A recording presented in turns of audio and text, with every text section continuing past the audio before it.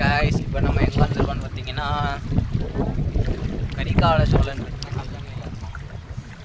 கல்லணையில் அந்த சைடு ஆட்டெல்லாம் போட்டாச்சு. அங்கே மீன் பிடிச்சோம். ஒரு கிலோ 1.5 கிலோ தெரிஞ்சிச்சு. அப்படியே சரி அப்படியே இந்த கல்லணைக்கு இந்த சைடு வந்துட்டு உட்காந்து கழுவிட்டு இருக்கோம்.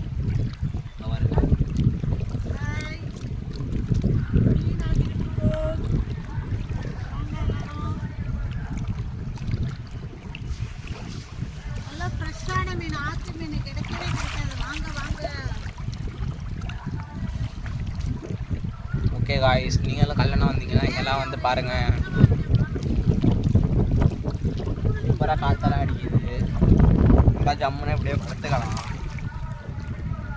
நம்ம அந்த டைலாக் தான் சொல்லணும். அப்புறம் கூமாம்பட்டி என்னங்க கல்லணைக்கு வாங்குங்க அப்படின்ட்டு சூப்பராக இருக்குங்க.